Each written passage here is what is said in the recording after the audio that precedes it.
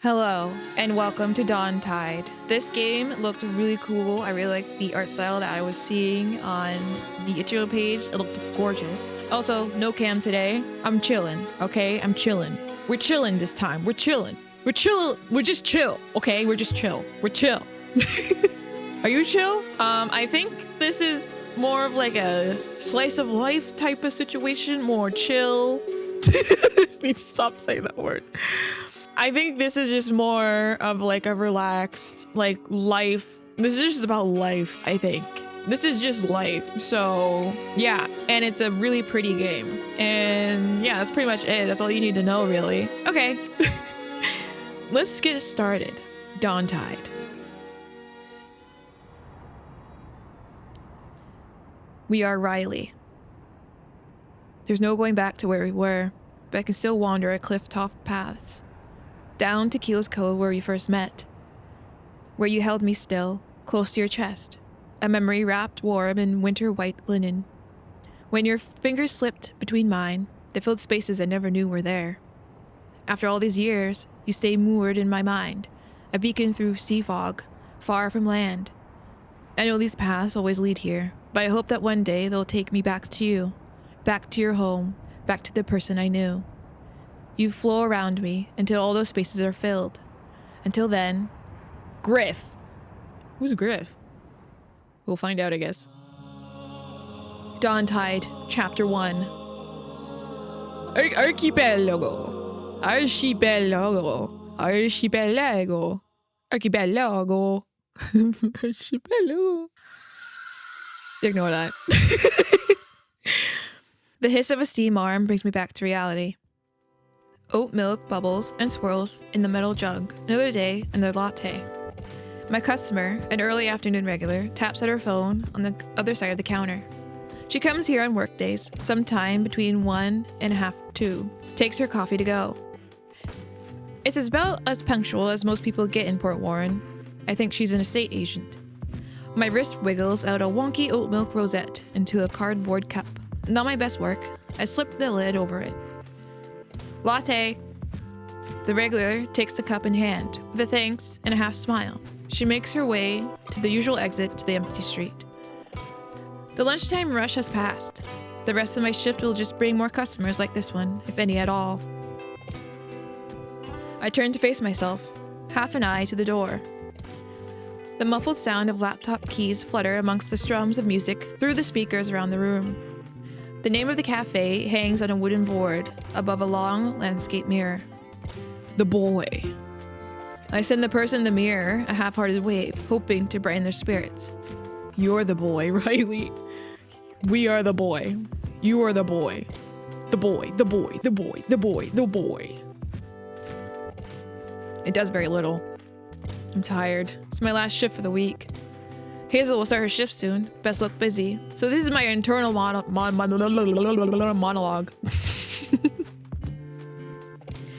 This is me internally. My internal presence. I run a damp cloth over the steam wand, ditch the coffee puck into the bin, wipe down the surfaces. Out of a small window at the back of the room, the lopsided hulls of small boats breathe gently on the low water. I'm reminded that working amidst the aroma of fresh ground coffee is a luxury during low tide. The tap of laptop keys peters out, a dull clap, rustling in a bag. A red deer clad in khaki tones trots towards the bar. You ready, Riley? Thought you got off at 1:15. Half past. Oh, right. Hazel's in the staff room. She'll be out in a minute. Fair enough. She rests an elbow on the counter and tries to make it not look too obvious that she's eyeing her phone. So, excited? Yeah, kinda. Kinda? Did that animate just now? Did her ears just animate? I don't know. It's weird. Everyone's been doing their own things for so long now. It's gonna feel a bit strange. It'll be different for sure. But that's good. It's been long enough. Things should be different. Do you feel different? I loosen the cord on my froth-stained apron and turn my head around the room. I guess so. You still worried about your job, or or the other thing. I think it's a job. Strange they've been out of the county and I'm just working down the road. Me and Joe are still here, aren't we? Yeah, but you've got your proper jobs. Being a barista is a proper job, okay? Riley, relax. There's like a barista college. People spend their lives baristaing. This is a dedication that people do. Go on TikTok, Riley. You'll figure it out. She looks like she's about to say something, then changes her mind. You look like you've got nothing to worry about. We'll meet Joe and Billy on the way to Ranzo. They'll be glad to see you. You're doing good, Ree. Smile forms. We probably should get moving, though. Billy's train gets in at 2:45. I place my folded apron on the counter. The clock on the cash register reads 2:29. Right, I'll go check on Hazel. Apron in hand, I pace between the tables towards the back room. I catch another glimpse of those boats in the shallow water before opening the door to her room where the air is thick with dishwasher steam. Hazel, you're up.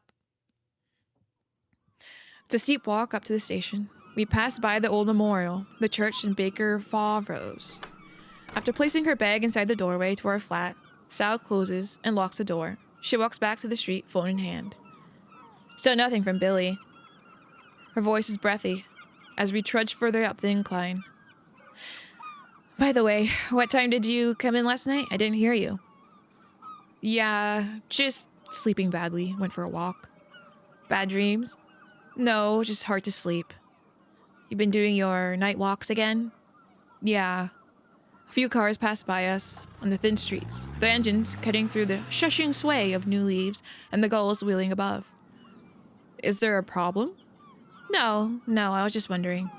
She pants as the hill grinds us down. Today should get you worn out. Once at the top is a comparatively easy walk downhill and we're able to catch our breaths. Approaching the station, a few cars and cabs are lined up in the taxi rank. Beyond them, another figure comes into view. He paces on the spot, a blue lighter cupped in two hands. He holds it close to his slate beak. Is he smoking? Is he smoking? The cold wind snaps the flame left and right until his cigarette lights. Heaving a relieved drag, his head tips back and whiffs a gray smoke chased away in the breeze. That's when he sees us, a furrowed face unfolding into a smile. Was on! Good to see you, Joe. Good to see you too. It's been a while. His voice glazed in a light West Country veneer. He's calm, but tones of excitement break through as he talks. Okay, that's not the voice I was doing at all. Sorry, we're late. West Country? I don't know what that sounds like. I'm freaking Canadian. West Country was fucking. What's it sound? What, like Alberta? What? West Country? I mean, we have the prairies. I don't know. West. What are people in like freaking BC? British Columbia? West Country? You know what? I'll just do whatever voice. Not a problem. So's the train. Stepping closer, the smell of cigarette grows potent. Hope you've been good. You still trying to quit? Yeah. It's going great, as you can see. Heard anything from Billy? Nope. Thought the master of ceremonies had him wrangled. Keeping his eyes on me, he tips his head sideways to Sal. Sal wanders over to the fence. She peers across towards the monitor hanging from the platform ceiling. Says it's due. Joe takes a puff of his cigarette. Can't trust the schedule, Sal, you know that. You got this afternoon off, then. Yeah, bit hard with the Lantern Festival coming up, but I got tomorrow off so we can hang out on the last night. What are you showing at the museum this year, boats? Joe's smirk sizzles with the burning tobacco. Who told you? Are they not just using the same stuff from last year? Take the old pictures out from the back room and sling them up, right? Nah, it's a big one this year. Anniversary of the Ruin Gwyn. bringing out all the stuff from the back room, photos, docs, wash up bits. Mr.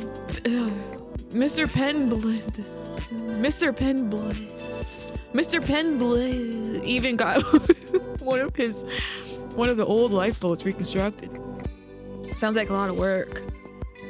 Yeah, mostly filing papers for me. Some people visit annually, so it's gotta be good. He tweezes a couple of small, pale feathers from under his chin. Don't worry too much about it. If they're traveling in each year, they're probably happy enough to see the boat. They're like train spotters, aren't they? It's coming! Speaking of... We walk round to the station entrance, a small brick building fitted with sliding glass doors for a brush of modernity. Sal is fiddling with her phone again. The train slides to a halt at the platform. The number of carriages exceeded its length. Above the barriers are glossy pictures of beaches and meadows, advertisements for the sights around the county. Most alighting here to stay on the platform, likely waiting for another train to whisk them away to somewhere scenic. Some passengers start to file through the gates. We keep our eyes peeled for a lapine figure. A good number of people pass by us, but there's no sign of him. Maybe he's in first. It's right at the back. I guess. Fuck's sake. We both turn to see Sal glaring down on her phone. He missed the train. What? He didn't message before? That's what I said. Sal scans the screen, spitting out a sharp sigh of exasperation. She reads aloud. Was out of bat, had to charge it when I got on the next one. Unbelievable. Next one's not for 45 minutes. I'm not sticking around for that. Me either. I'm telling him to meet us at the pub. This seems to perk Joe's plumage. Get in. He just wants a drink, bro. Joe just wants a frickin' pint, brother. A chill wind nips at the back of my neck. Can't argue with that, it'll be warmer. Or, since Billy's late, we should meet Ranzo properly at the docks. Sal takes a moment, pressing her fingers to her forehead. Sure, that works. Sounds good to me, let's head down. We head east towards the dock, cutting around the back of the town, following the path of the railway. Midway down, the chug of a freight train grows louder until it passes us up on the old stone viaduct. Pillars of light scan over Sal and Joe, cast from the gaps in the container carriages. Looks like everything's running late today. I was on time. You weren't. Joe says with his pride, it is a turn up for the books. Sal turns her attention to the treetops ahead. The funnel of a cargo ship pokes above them. I'm going to text Ranzo, so he knows where we are. Wait, I thought we were going to surprise him. I'd really rather keep this simple. Come on, he's probably been following orders all week. It's been a long time since you've seen Ranzo. Be straightforward. Call him first. No, make it a big surprise. He'll love it. Oh. Now we can make a decision. Okay. Now I'm scared. Surprise? I don't know. Call? Keep it simple or surprise? I think he'd appreciate it, honestly. Breaks the ice. Sal's hand stays in her pocket, dropping what she was holding. All right. But if we spend half an hour waiting for him, it's on you. Guess we'll see. My sight follows this last train carriage as it truddles ahead toward the dock. How's the job going, Riley? Not bad. Pretty quiet most of the time. Bit boring. Better than stressful, though, right? Yeah, I mean, it's not stressful. Right. He's trying not to push any of your buttons. Do you know where Ranzo set off from? Somewhere in the States. North Koyo, I think. Didn't he tell you? Nah, don't really chat that often. That tracks. Ranzo's great, but you do have to push him for a text response. I'm literally the same. Ranzo's me. I scrub my messages with him. There's a couple of music links I sent the other day, not read. Then a message wishing him a good trip, over, not read. Then there's a brief back and forth around his departure from a dock, littered with abbreviations and typos. Wait, no, South Koyo. He had his fun in the sun then. The wind turns, it chills me through the loose-knit wool of my sweater. Hope he got it while he could.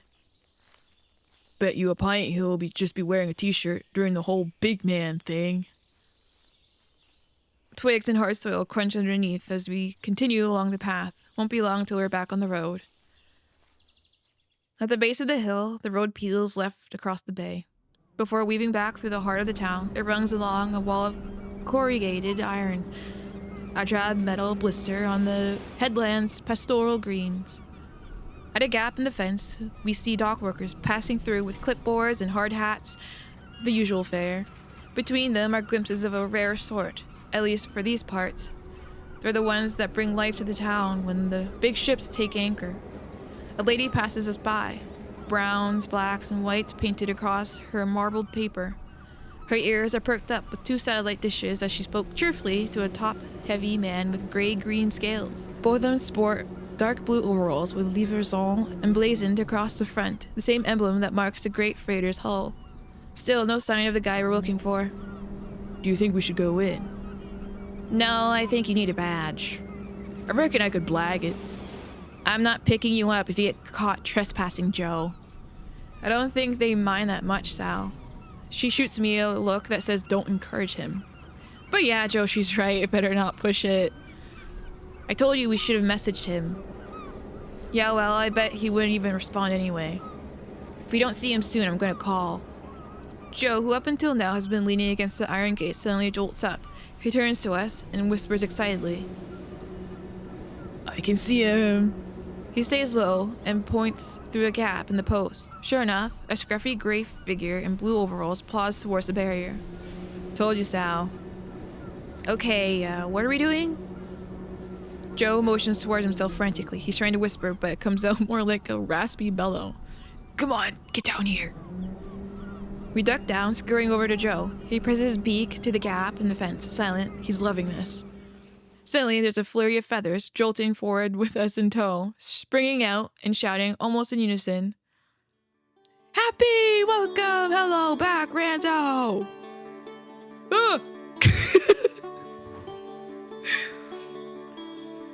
All the wiry gray hairs of the salty sea dog raise up before his shocked expression spreads out into a broad smile. Ha! Nearly gave me a heart attack. It's good to see you. His blue eyes glimmer as his warm arms wrangle us together into one group hug. The grasp is firm. It smells of fresh laundry dampened by salt. It's undercut by the blossom of singed tobacco as Joe is pressed closer to me. After a few good seconds, Ranzo's heavy arms let us go and return to his hips. As I catch my breath, Ranzo's eyes rest on me. So this is your idea, rye bread? Yeah, no, Joe's actually. Should have guessed. Well, I figured you'd like a proper welcome after all this time. I did, thanks, mate. His eyes washed through and through with a southwestern dialect. And all the time he's been gone, he's unmistakable as a Port Warren local. His eyes chase around us, his breath pushes heavily against the scruff of his muzzle, still perked up from the shock. Hard to think I'm actually back here with all of you. Wait, where's Billy? He missed his train. I've told him to meet us at the Chariot. We still going now, or are we gonna have a mosey first? Plenty of time to mosey tomorrow. Riley owes me a drink. Should probably get there before Billy does. Let's go. The walk to the Chariot takes us all along the narrow main street. To our left, buildings are cramped together, clambering up a steep hill. On the right, little roads break off down to the seafront, where wooden benches sit empty with flapping parasols bearing their venues' names. Pubs and bars are some of the only places able to hold their own in recent years, stubborn nails jutting out amongst the shops and cafes that come and go with the tide. Around half of the storefronts lay vacant, their remaining signage earmarked by boards reading, "To let," sending only to remind passerbys what used to be there. The empty dark rooms make their broad street-side windows into ghostly mirrors. Ranzo, Sal, and Joe are walking ahead and chatting about something I can't make out. Smuffled, and I'm pacing slowly in that hazy reflection. Murky figures pass around us. The lens of hollow rooms paints them in an air like smoke. They're locals and visitors alike, blended into a weaving rhythm. A brightness ripples somewhere between the gray half-formed figures and the faded glass, and an amorphous streak of light. Its presence grows, flickering through the gaps in an unseeable space between. It's not a stray beam of light, it's It's someone else, someone walking through the crowd, with a white tail trailing after. They walk with purpose, towards me. I break eye contact with myself, turning to face the approaching figure. Standing before me, it's... Riley? You're looking kind of spacey. You alright? I look back to the shop front. The brightness is gone. Yeah, just got distracted. You sure? She speaks quieter, just to me. I know you're a bit anxious. You've got nothing to worry about, okay? I'm fine, really. Further up the road behind her, Joe butts in. Keep up, Riley. Sal walks back to the group. I spend a moment by the window. I peer back into it. Nobody there. Walking into the old chariot, our eyes take a moment to readjust to the dim surroundings. Most of the tables are empty, save for a few old men sat sipping room temperature ale to the tune of some old blues in the tiny speakers of a jukebox. You haven't been able to smoke inside for about 20 years, but you wouldn't know that from the air. Creaking across the floorboards, we head towards the little windowed nook, our teenage home. The Chariot wasn't the best pub here by a long shot, but they've never checked ID. Before we reach the nook, Ranzo stops by the bar. First round's on me. What do you guys want? Oh no, you don't have to. It's cool. I got paid this morning. What do you want? Joe doesn't waste a second. Pint of ale lard. Been a while since I have that. I'll join you. We should do the brewery tour while you're down. Sal is a little more hesitant. Half pint, same as. Ranzo turns his gaze to me expectantly. I'll have what Joe's having. Job's a good un. Ranzo starts making jovial chatter with the bar lady. Half, Sal? You're not very festive. It's 4 p.m, Joe. Plus, I don't want to put Ranzo out of pocket. It's one round. I'll have a proper one when Billy gets here, alright? Just go easy. We all squeeze into the wooden benches by the window. This place was built centuries ago when folks were smaller. Joe and Sal sit opposite me, and I leave space for Ranzo on my left. Good to be back in here, eh? Yeah, it's got that real comfy atmosphere, hasn't it? She wriggles from side to side as she tries to get into a position where our legs aren't bashed up against each other. I mean, yeah, there's better places, but I perform a similar dance trying to park myself in a well-worn spot. It's got its charm. We can always do something like this more often, you know. I think the last time we went out for drinks was the last time Billy was down. Yeah, sorry, I've been really busy and... You don't have to work that much, you know. Take a break. Tell Sal to take a break. Invite Joe to yours instead. To my what? Tell Sal to take a break. Let loose a bit, girl. You're always working on something. Air rushes out her nostrils. Oh, you're right. Just been a lot to set up this year and... Joe swings his hand down onto the table. And you deserve some time off. Make this week a good one. Ranzo's heavy footsteps announce his return, sandwiching 4 glasses between 2 paws. Get these down, you then. He places 3.5 pints on the table. Cheers, everyone. We all reach across for our beers. As we draw them up, the edges clink, and smiles bounce between us. The next half hour passes, bringing it with stories from Ranzo's time at sea. They detail times aboard the ships and the ports to around the airy republic. He's still that confident, positive spark in our group. Joe's fun, but Ranzo's tone is a bit more vibrant. He sings color into stories I imagine were actually pretty drab and dreary. Like the week where the ship's laundry broke down and they had to hand scrub their clothes. Or the time the ship's cook got sick and stand-in couldn't do the potatoes properly. Midway through another story, Ranzo's joyful pace is interrupted by an uneven gait crossing the floor. Alright, dickheads. Who the heck is this? The voice is broad, confident, and devoid of local twang. Approaching the end of the table, a toned figure sways, one hand placing a streamlined bike against the wood wall, the other holding the strap of a large sports bag. Oh, this guy is cool as heck. Look at him. His brow furrows, but a smile forms on his lip as he slings the duffel bag down. Billy! The one and only. Took you long enough. You just brought that thing straight in? Sal glances at the bike, then back to Billy. He shrugs. Thanks for the welcome, Sal. My lock's at the bottom of my bag. It's not busy in here anyway. Sure, it's fine. Good to see you. Billy starts to reach for the stool from one of the empty tables. I'll take that, Billy. You can stay here. Ranzo stands up, gesturing to the space he leaves beside me. Billy waves a hand dismissively. It's fine. I got first class down. Joe sends a told you so look my way. No, really, it's my round anyway. What do you want? Sal interjects, edging out of her seat. No, it's not. It's my round. Sal pours herself out from the nook and pushes Billy's bag into it with her foot. What do you want, Billy? Water's fine. Water? You gone soft? Billy nods to the bike. Trading, innit? Right, everyone else? Billy might have the right idea. It's pretty early. Nah, go on, another pint. Another pint. Another pint, cheers.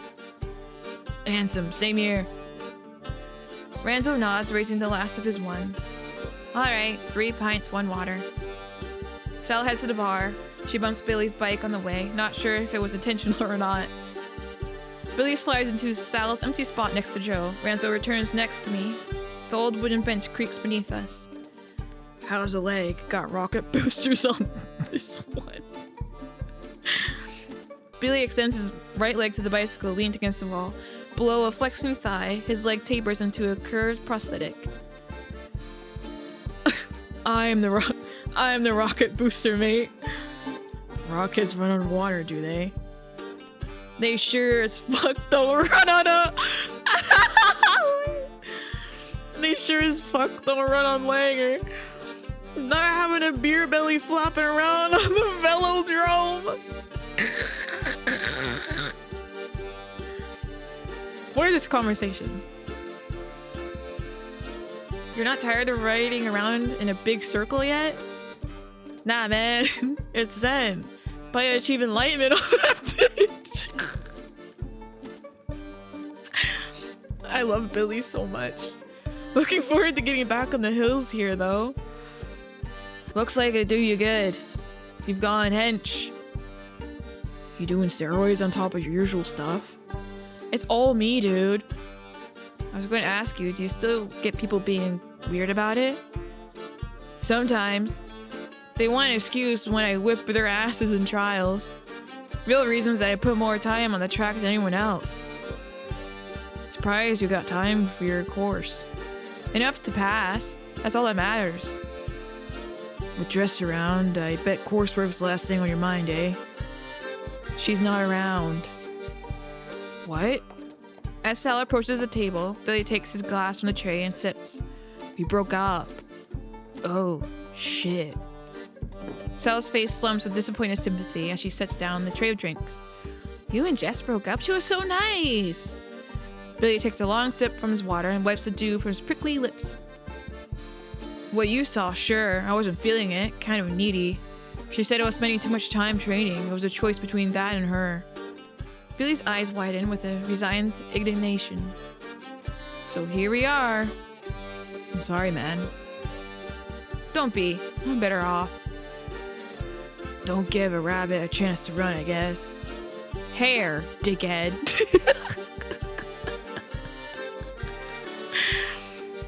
Joe raises a glass towards the center of the table. Anyways, cheers to being back. The looks of sympathy ease around the table and more glasses rise to meet Joe's with a clink. Cheers to being back. Oh, this is cute. This is a cute picture. This is adorable. Aww, I love this. Nestling together in the nook makes the space between us disappear like the drinks in our glasses. Aww, this is adorable. Drifting between conversational currents, I'm bathed in the same familiar tones I've known my whole life. They've changed, some more than others, but a kernel of the past selves is preserved in all of them. Ranzo rattles off another sea story, his timbre rich and bright. Joe swigs and leans in for all the details, his laughter still sparkling with high pitches. Billy and Sal share back and forth over hobbies, each one of them wrestling in the conversation back to their own side of the court whenever they can. Whenever they start to talk about girls, they seem to find common ground. All these are a soothing balm that fills in the cracks of the last 4 years. It's reassuring, if a little uncanny. It's a comfortable return to something that had only existed in memory until now. We're holding together, even if it's just by a veneer finish. And I'll happily stay floating here, floating until all the hairs in my body are heavy with the memory of this moment. As the glasses dry, we shuffle out of the pub and into the street before the harbor. This is really cute. This is adorable and really funny. And yes, throughout this entire process, I probably have changed my voices for these characters like 60 times because I don't have that much range.